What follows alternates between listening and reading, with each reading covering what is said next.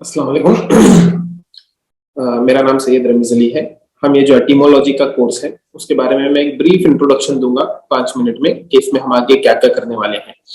Etymology जैसा कि नाम से जाहिर है, एटिमोलॉजी जो वर्ड है उसका मतलब होता है कि जो वर्ड का रूट होता है उस पर जाकर उसके रूट का मतलब मालूम किया जाए। जैसा कि आपने इंट्रोडक्टरी वीडियो देखा होगा, उसमें जियो का मतलब मालूम कर लिया जाए। जियोलॉजी है या जियोग्राफी है तो उसमें से जियो का मतलब मालूम कर लिया जाए।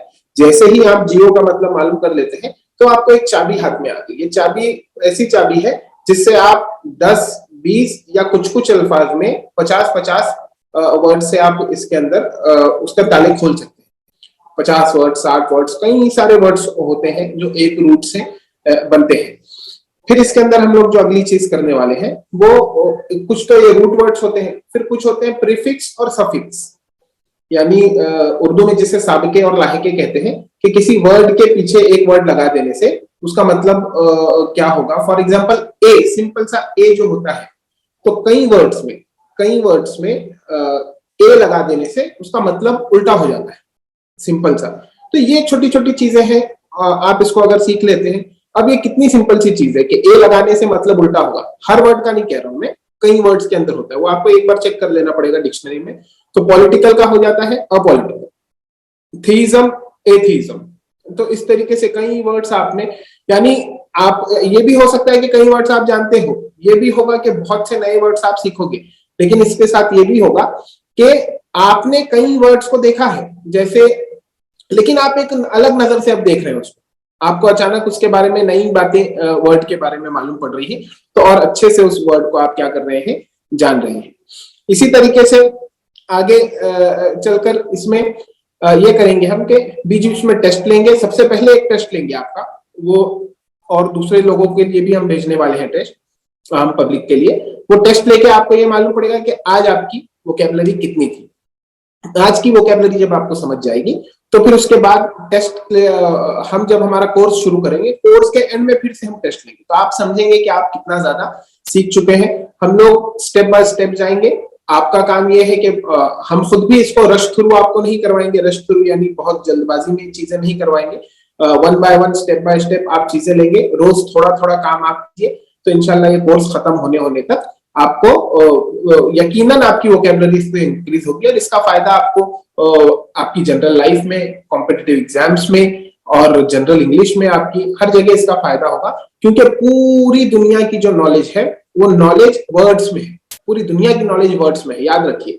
और वो वर्ड्स सीख लेना, जो जितना ज्यादा नॉलेजेबल होता है उसकी वोकैबुलरी उतनी ज्यादा होती है, जो जितना ज्यादा नॉलेजेबल होता है उसकी वोकैबुलरी उतनी ज्यादा होती है। तो उसकी एक शुरुआत है, इंशाल्लाह हम ये करेंगे। अब एक चीज ये है कि होता ये है कि हमारे पास आसपास का जो माहौल होता है, हमारी सोसाइटी वगैरह है, देखिए बच्चा सबसे ज्यादा तेजी से वोकैबुलरी उसकी बढ़ती है, बहुत तेजी से उसकी वोकैबुलरी बढ़ती है। बच्चे की वोकैबुलरी तेजी से बढ़ने का एक बहुत बड़ा रीजन ये है, वो परपीचुअल क्वेश्चन बॉक्स होता है। कंटिन्यूअस वो सवाल करता है, ये क्या है, वो क्या है, ये कैसे है, कहाँ जा रहे हैं, क्यों कर रहे हैं, कंटिन्यू उसके सवाल होते हैं। अब्बू ये कैसे होता है, वो आकर वो पूछ लेता है, बेटा या बेटी हमारी आकर पूछ लेती है कि ये गाड़ी चलती कैसे है। अब अपने को भी सोचना पड़ता है, यार इसको बताया किस तरीके से जाए, जब हमको नहीं समझेगा तो हम समझाएंगे क्या। तो होता यह है कि बचपन में बच्चे पूछते हैं, हम कई सवालों के जवाब देते हैं, और फिर जब थोड़े से कॉम्प्लेक्स वो सवाल करने लगते हैं तो बच्चों को डांट दिया जाता है, डपट दिया जाता है। कुछ अच्छे माँ बाप होते हैं तो वो उनको कहते हैं बेटा बाद में आपको समझ जाएगा, आपके टीचर बता देंगे, या आप जैसे बड़े होंगे तो आपको ये चीज समझ में आ जाएगी। तो क्योंकि किसी ने डांट दिया, किसी ने मार दिया, किसी ने आपका मजाक उड़ा दिया बचपन में, तो हमारे हर किसी के बचपन में होता है कि अब हम सवाल नहीं पूछ रहे, क्योंकि हमको क्या मिली, उस पर सजा मिली। हम सवाल कर रहे हैं तो फटके पड़ रहे हैं, या फिर आपको डांट दिया जा रहा है, या आपका मजाक उड़ाया जा रहा है, तो उस वजह से हम रुक गए। तो सवाल करना छोड़ दिए हमने, तो अब जवाब नहीं मिल रहा है। और आप फिर ये होता है कि एक दूसरा तरीका ये है, आजकल तो आसानी है कि भाई गूगल पे देख लिया जाए, यूट्यूब पे कुछ देख लिया जाए, या डिक्शनरी ओपन करके देख लिया जाए।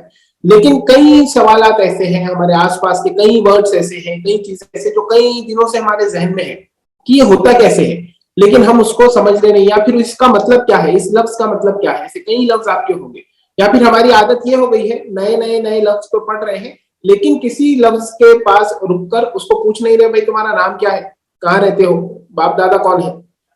जैसा होता है ना हमारे पास, आपके सबके साथ ये हुआ होगा कि स्कूल में, कॉलेज में, ऑफिस के पास कोई एक शख्स होगा, दुकान वाला हो सकता है, वो चाय वाला हो सकता है, वॉचमैन हो सकता है, जिसको आपने 10-10 साल देखा है लेकिन उसका नाम नहीं पूछा।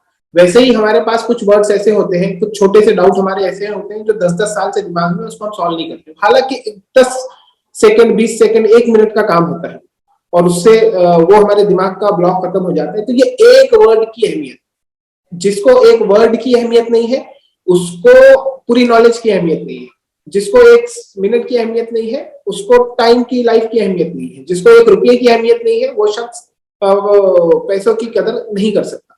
तो ये एक एक वर्ड को, आपकी आदत ये होनी चाहिए कि अब से आप फिर से सवाल करने लगते हैं तो बड़ी तेजी से बढ़ेगी कि जैसे ही, अच्छा, सवाल करने के लिए आपको बाहर भी निकलना पड़ेगा, बाहर यानी कि आप जितने नए नए लोगों को देखोगे, जितने नए नए इलाकों में जाओगे तो दिमाग में सवाल आएंगे।